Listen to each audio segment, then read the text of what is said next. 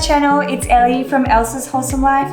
Today I wanted to cook for you all one of my favorite dishes. It's called the mac no cheese. This recipe is from my cookbook titled Elsa's Wholesome Life.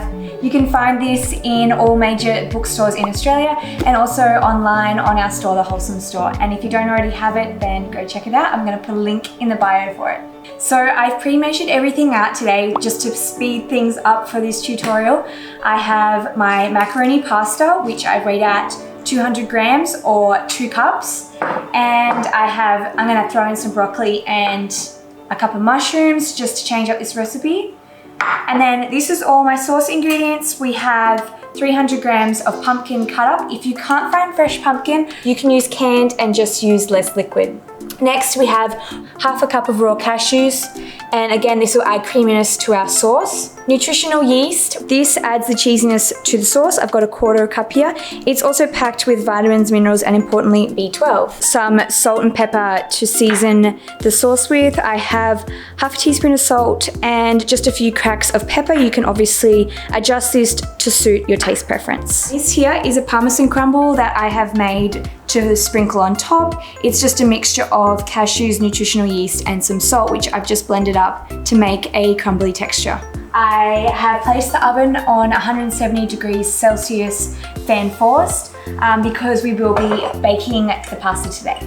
This is completely optional, but I have the pumpkin seeds from the pumpkin that I cut up. So I've just mixed them with some olive oil and salt, and I'm going to sprinkle it on top of the bake before we put it in the oven. Then once it goes in there, they'll go nice and crispy on top. Okay, so the first step will be to cook the pasta and cook the pumpkin.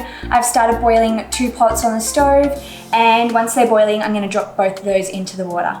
So while I'm waiting for those 2 things to cook, I wanted to give you guys a little life update. You probably noticed that in like every video so far, I've been cooking and shooting somewhere different. Today we are in Bangalore, which is a beautiful little town near Byron Bay, and we booked this Airbnb to finish shooting the big project that we're working on, and I'm very excited to share that with you guys very soon.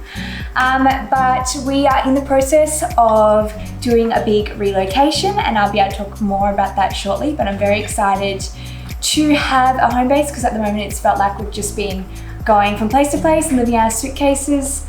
And other than that, I'm just really excited to be working on my YouTube channel and prioritizing video content this year. So I hope you guys are liking it so far, and if you have any suggestions for what you'd like to see, let me know. I'm hoping to aim for about 1 video every 1 to 2 weeks, so there'll be plenty of different content coming out this year. So now that the pasta and the pumpkin are both ready, I'm just rinsing the pasta in cold water because otherwise it'll start to overcook and stick together.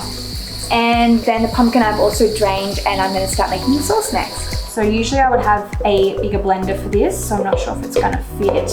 Add in the cashews, nutritional yeast, and the salt and pepper. We're going to add in some extra virgin olive oil. Now you can measure this if you want, but I'm just going to do, that's probably about half a tablespoon. And I have half a cup of water, which I'm going to add, which helps to blend it and make it nice and runny.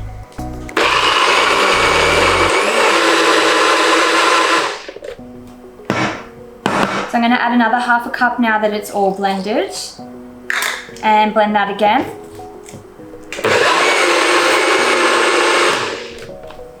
Okay, so the sauce is ready. It's nice and smooth and creamy.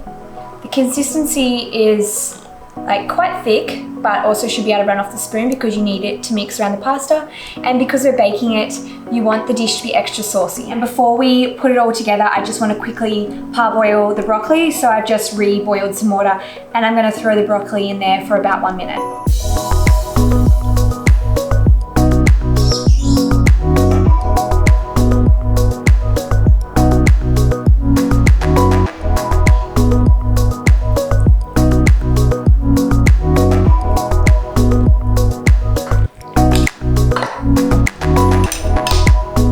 And then sprinkle the Parmesan crumble over the whole dish, and finally finish with those pepitas, which are totally optional. So that is the final step of the recipe. We're going to pop it into the oven for 20 minutes to bake. If you are not going to choose to bake it, which I didn't do in my book, just make sure you throw the pepitas in the oven to bake so that they're nice and crispy on top. So that is now cooked. It was in there for about 20 minutes and then I put it under the grill for 5 minutes just to brown up the top. And the pepitas didn't really work how I thought they would, so I actually pulled it out and picked off most of them and popped them in the oven for an extra 5 or so minutes, just until they go really golden and crispy like this.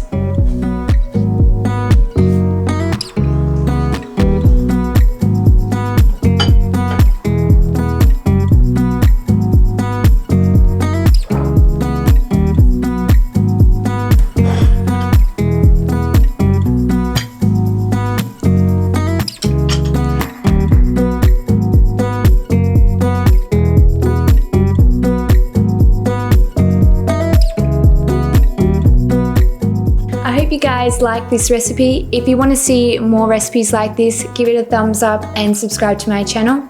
You can find more recipes just like this one in my cookbook. Link is in the description.